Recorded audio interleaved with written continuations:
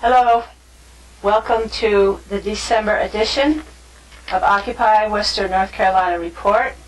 Today's episode will be a discussion of the topics that Occupy Western North Carolina has presented to the two campaign surrogates for Price and Donaldson for the District 11 2018 election and why. To see the campaign's response to these questions, please go to the Mountain Stream TV archives. My guests today are, I am Ann, and my guests today are Joan and Corey. And we're going to follow the same format, just about, that we did with the two campaign surrogates. Starting with the first question, please state your intentions for H.R. 676, Expanded and Improved Medicare for All Act. Both campaigns had similar answers, slightly different, and what are your opinions? It's what we need for this country. Simple as that. We need everyone to have access to health care because we're Americans and we should be taking care of each other. There's no other bullet points to that. It's simple. We're a society. We should take care of ourselves, each other, in our society. We shouldn't be running around like a band of cutthroat pirates trying to benefit from each other's suffering, like our current system does. The candidates and a lot of people have two different opinions on how this should be implemented. Some feel that it should be in one fell swoop, that boom, we go into Medicare for all. And then there is the second opinion that we should go into it in steps and take a slower time doing it. And expand Medicare by lowering the age of eligibility and slowly increasing the number of people that are eligible, and then eventually expanding it to everyone. Is that right? Pointless. It really wouldn't take that much work to expand it to just include everybody. It really wouldn't. It's a matter of a couple of years worth of work. To expand that, because that administrative system is already in place. Medicare is already nationwide. It's just a matter of including everybody onto those rolls and getting them folded into that program. I like another occupier's analogy of that. Alan has said that shift is like crossing a chasm, and that you would jump across it in one leap, that you wouldn't take a step into the middle and then step over to the other side. Right. We're not Wile E. Coyote. We can't just sit there free-falling in midair. Yeah. So I guess we're pretty clear what our opinions are on that we need to do it, yes, and we need to do it right away. We need to do it all at once. Would you agree, Joan? Oh yes. Oh yes. Oh yes. I'm a firm believer in the one-step process. I just know there are other advocates for a slower process, that it can't be done all at once, but it can. Yeah. Sure. It should be. And there should be, I think there should be some lead time so that the insurance industry would have time to reconfigure itself into some other. I mean, private insurance would still be available, because if you look at some, other countries with similar systems to what Medicare for All would be, they also still have private insurance that expands on the basics. So the private insurers would just have to compete with the public option. Well, no, it's more like they would be supplementing. They would be supplementing it. Right. Okay, like Medicare Part D. It would dramatically reduce their profits.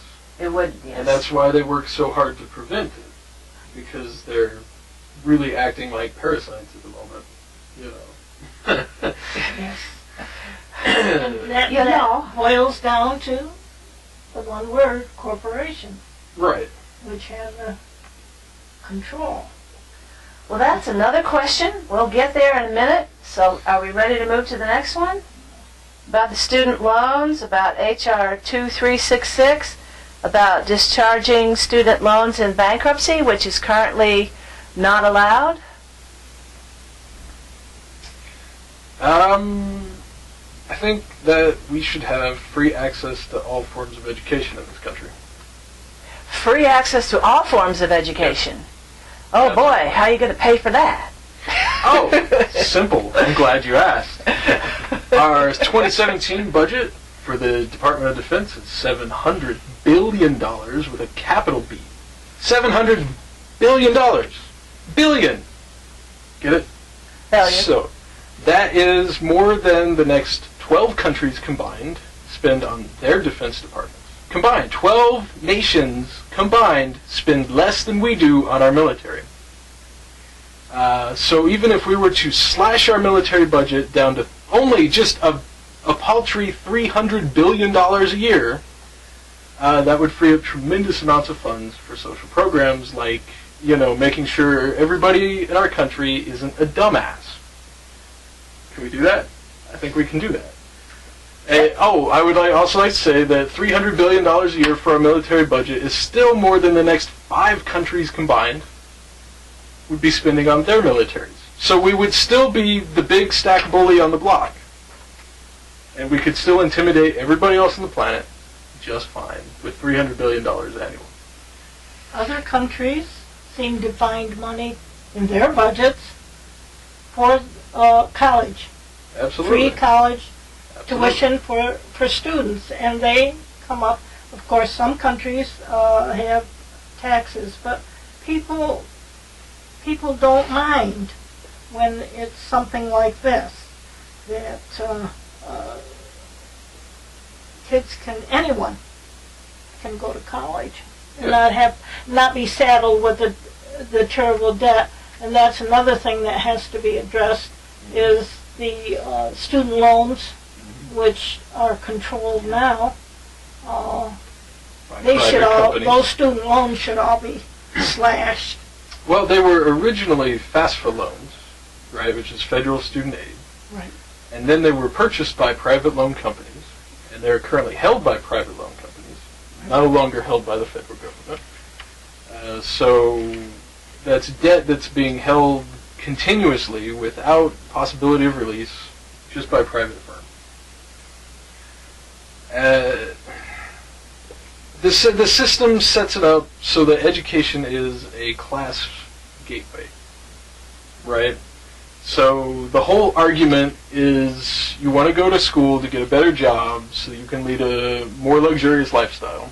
Or at least a decent lifestyle. Yeah, or at least Yes. buy food and pay rent in the same month. That would be good. Anyway. I would like to do that. I think this is a social paradigm that needs to change. Countries that provide education for all their citizens, say Finland for example, they don't see education as a class barrier, right? They see and view education as necessary to the functioning of their society, so that everyone in their society is an intelligent person and Or can at make least an educated intelligent person. decisions. Yeah. Right? Yeah. Or we should say a wise person. Or at least has an opportunity Can to make make wise intelligent decisions. decisions. Right, exactly. And also it increases the possibility of innovation and creativity. Because you can only be as creative as your knowledge base allows, right? For example, steam power. It took us thousands and thousands of years of boiling water before we finally got the idea to actually harness that and use it as a mechanism for force, right? To change steam into force, into mechanical power.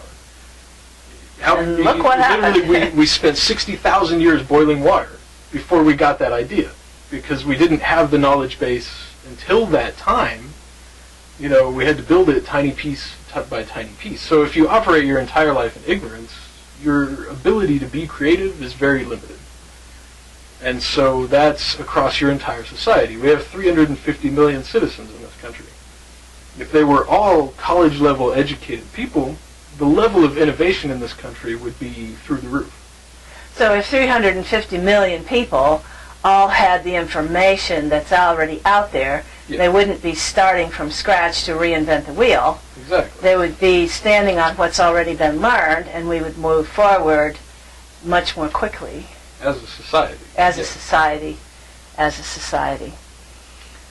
Okay, so that brings us to the HJR 48, the We the People Amendment, which states that corporations do not have constitutional rights and that money is not free speech. That would be a good thing, in my opinion. I'm wondering what you two think about that. I know what you two think about that, but I want you to For the say it on record. the air. Yeah. Well, currently there's 51 co-sponsors. There may be more of the HJR We the People Amendment in 51 Congress. co-sponsors in Congress of North Carolina? No, in Congress there are two. In Congress of the United States? Yes, that's the legislative one. Two legislators from North Carolina are on board for that. We also have, if I can talk about it in the same vein, we also have a current legislation that's in committee in North Carolina. In North Carolina. Yes, trying to be the 20th state to put a We the People amendment on the ballot for 2018. If we could get that in, we would be the 20th state to do that. The 20th state to officially endorse that this country adopt that as a constitutional amendment. Yes, Okay. that to get money out of politics. That's the bottom line for what is controlling how our politics are run. And so you're saying that if the candidates and or the elected officials could not accept donations above a certain amount and it was all the same amount, it would reduce the influence of big money on politics in the state and also in this country. That's definitely how we need to Absolutely. do it. Because corporations don't, funnel money into super PACs without an expectation of a return on their investment. So even if it's a brand new congressperson, right, and they think, well, I'm going to run in District 11 against Mark Meadows, and he gets, a couple of million every election from out-of-state backers, primarily the Koch brothers, just an FYI. In case you didn't know, where Mark Meadows gets his money, that's where he gets his money. So maybe Price or this other guy, what was it? Donaldson, maybe they're tempted. Maybe they're like, I really want to win this election. Maybe I'm going to take some money from somebody. Maybe a couple of $1 million from somebody. So now they're in Washington and they're thinking everything's great. And I'm going to be a champion for progressive values. And then that super PAC they took money from, the representative shows up and says, hey, remember those donations?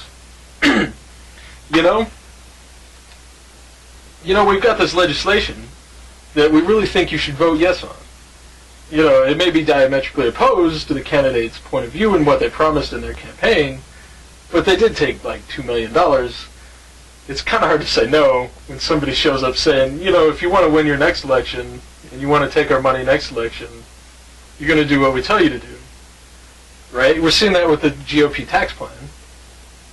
The Koch brothers and a lot of their cohorts are calling in their chips for this tax plan. They made it be publicly known that the piggy bank would be closed next election cycle if the GOP did not push this tax plan, even though it's disastrous for the country. So yeah, we need money out of elections. So money is not free speech, Right. and corporations do not have constitutional rights.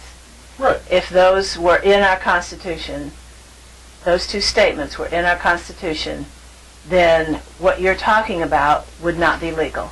Exactly. If anyone who's watching this wants to learn more about the North Carolina initiative, You can go to ncwethepeople.org. And there's a petition to sign, and you can also Contact your congressman. contact the congressman in one fell swoop. This legislation is in committee. It needs to get out of committee. It needs to get on the ballot for 2018. It's in the committee in both houses of the General Assembly, in both the Senate and the House of the General Assembly of North Carolina. And if you want to do something, please contact your representative and your senator and ask him to support this bill, get it out of committee, and get it onto the ballot. I also suggest that you contact Roy Cooper with that message, the governor of our state. It is currently languishing in committee where many bills go to die. We would like to resuscitate it and zoom it onto the ballot. So, let's see. We kind of went down to number 5 here. Please state your intentions for accepting donations from large corporations, and please define person. So how did the candidates respond to that question? Well, they both kind of hemmed and hawed, and I got the impression that neither candidate had a clear opinion on whether or not they would accept large donations. Did you have any impressions? Philip Price, down and outright. I've heard him, other than even on our report here, I've heard him otherwise. Oh, he personally said yes, he would not take large donations. Oh, personally, he is just against. He is funding his own campaign. He's not taking anything. And I think Donaldson alludes to the fact that he's not going to be bought. Right. Yeah, you remember it better than I do. So Donaldson is saying, I'll take the money, but it won't influence me. I have not heard... That's what I heard his surrogate say. Yeah, that's what I heard too. It was a little... See, I have not personally been in a room with Donaldson to Yeah, hear I haven't either, but I have been in a room with Price, and he did say that personally, that he was not going to take any money from large corporations. I recall Price saying that as well. Donaldson, I don't know about. Well, his surrogate stated that they would probably, most likely, if he didn't state it right out, he was kind of very diplomatically said that they would likely take that money, but it would not influence their decisions. Right. She's very naive. It doesn't. You can tell they've never been to Washington. Yes, exactly. Because so many candidates do say that, and they don't have a clue. Right. Okay, well, let's stay on the election here and move to numbers 6 and 7. We asked them both how they would deal with election fraud if they won or if they lost. Now, I'm not talking about voter fraud. I'm not saying, too many dead people voted and they shouldn't have been allowed to vote. What I mean is election fraud. After the votes have been cast, how they are tallied. Is it the machine has been hacked? Is it the hanging Chad? Is it, oh, you can't vote because your name is too similar to somebody in another county and we've eliminated you? Or we eliminated you because your name sounds black? Well, there's like they did in Florida. There's the racial part of it that seems to be part of the situation. And we asked both candidates, and I don't remember exactly what Doreen said as the surrogate for Price, but Price himself said that being a fighter, he would likely fight back if that happened to him. He didn't come out and say that he would. I don't think that at this point, I don't think that they give a lot of thought. I don't think they have given very much thought. Yeah, Joe, the surrogate for Donaldson, didn't really give a clear answer on that. He said they would deal with it if the circumstance arose. Right. And to me, I don't want to donate my money to a candidate who's going to not fight back if they clearly won the election and there was election fraud that threw it to the other side. I've seen it happen in the past. I'm not willing to give my money to a candidate who won't fight such a situation happening again if they lose or win. And there's questions on that. But especially if they lose and I gave them money and they've obviously won and there was election fraud, are they going to do something about it? Ooh, you got my soapbox. Got me up on the soapbox. Yeah, no, preach. We went right back there. Oh, Yeah, we skipped 4. Back 4, I guess, before we finish. And we're going to go back to 4 before we finish because we're still on the election here. I'm thinking we're going to go ahead and talk about 7 because Corey has a piece of information that he found from, is it Alameda County in Alameda California? County, California. Which is only one example. Which is only one example, but it is an Okay. example of a county in the United States that uses ranked choice voting. Right, so they've been What actively is using ranked it. That's what we're trying to Ranked find out. What's ranked choice? voting? I'm so glad you asked. Ranked choice voting, or instant runoff voting as it's also called, allows voters to rank up 3 candidates in order of preference when marking their ballots. Ranked choice voting eliminates the need for runoff elections and is approved for use in Berkeley, Oakland, and San Ladino cities, which is inside Alameda County. So, another question, does my vote still count if I vote for the same candidate 3 times? Yes, your vote will count only once for that one candidate. Does my vote still count if I only select one choice? Yes, your vote counts for that one candidate. And then the important question, the question everybody wants to know when you talk about ranked choice voting, how are ranked choice votes counted? With ranked choice voting, if a candidate receives a majority, that's 50% plus 1 vote, of the first choice votes cast for that office, that candidate will be elected. So then that's it. We're done. We've got a majority. Everybody wants this person. There's no runoff. However, if no candidate receives a majority of the first choice votes cast, an elimination process begins. The candidate who receives the fewest first choice votes is eliminated. Next, each vote cast for that candidate will be transferred to the voter's next ranked choice among the remaining candidates. This elimination process will continue until one candidate receives a majority and is deemed the winner. That's very clear. So say that paragraph one more time. So basically it means that you have 3 votes, but they're ranked votes, right? So you say, my number 1 choice is for candidate A, my number 2 choice is for candidate C, and my number 3 choice is for candidate Z, because there's a lot of people running, right? And that's the point of ranked choice voting, is it encourages many different parties, many different people to run. It really makes it much more difficult for people to buy elections and to influence elections. And that's and they've actually done studies on that, right? So If no one gets a majority, if no one gets a majority, your vote goes from your number 1 to your number 2. If your number 1 was the one that was eliminated, yes. right? And that's the one who gets the least number 1 votes. Right, exactly. So, And then they do that again and they do that again, and until there's a clear majority. until there's a clear majority and somebody wins. So many parties, many candidates, but you get to pick your top 3. Your top 3. Okay. Exactly. Is that That is type ranked of choice. voting used very much across the United States? Not so much in the United States. There are something like 10 cities in the United States that use okay. that. And other countries use it. Let's see.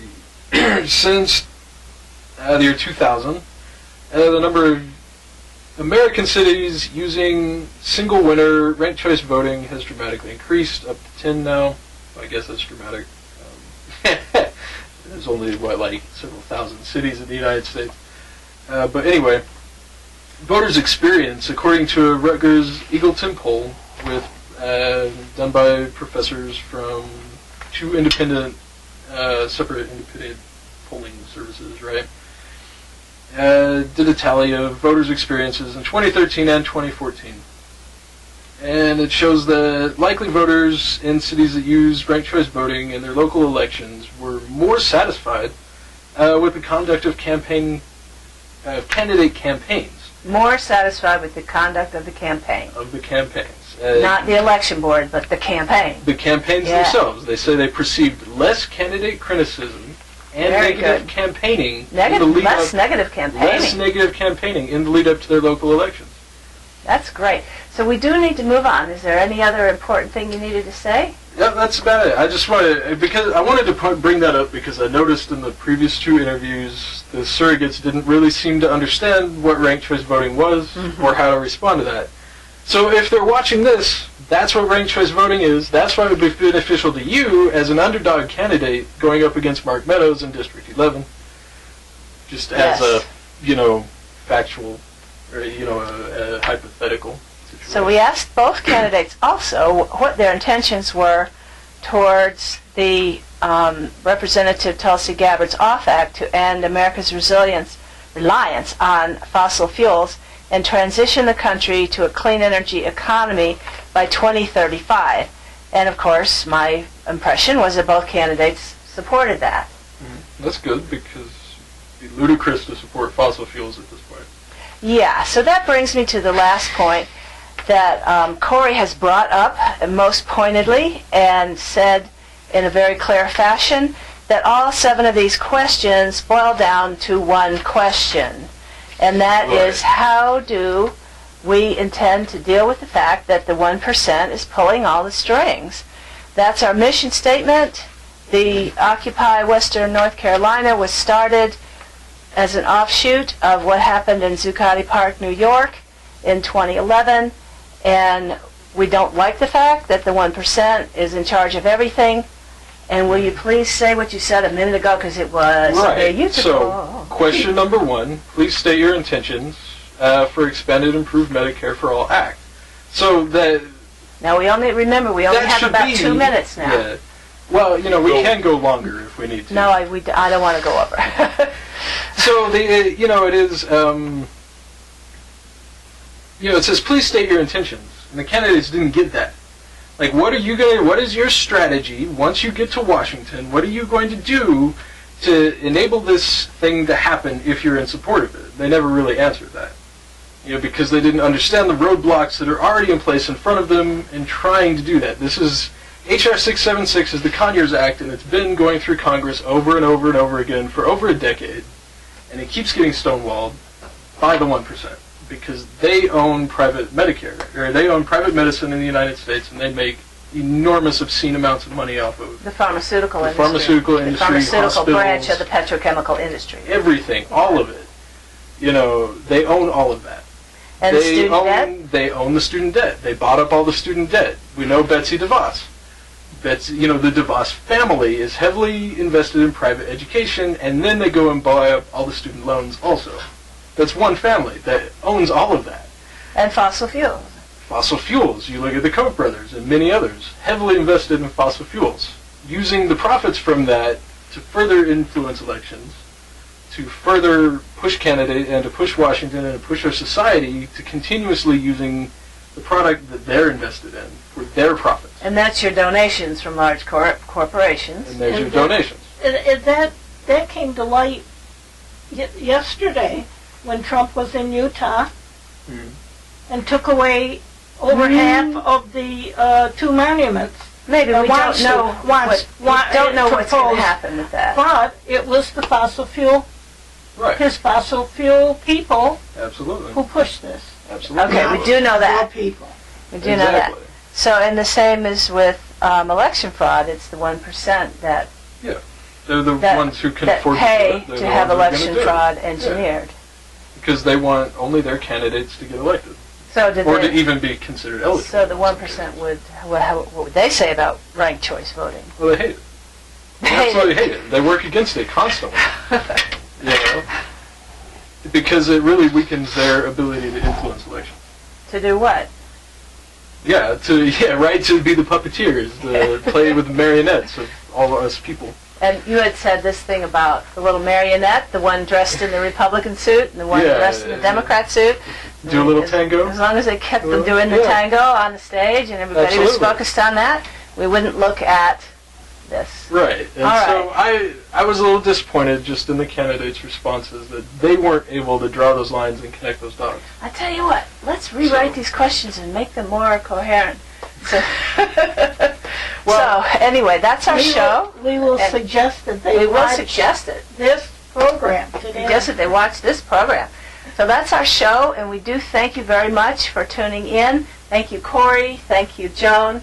This has been very informative, I know, for me, and I'm sure for all of you. Please have a good week. Please go to Mountain Stream TV archives and watch the previous shows, and watch this one. Thank you. Bye-bye.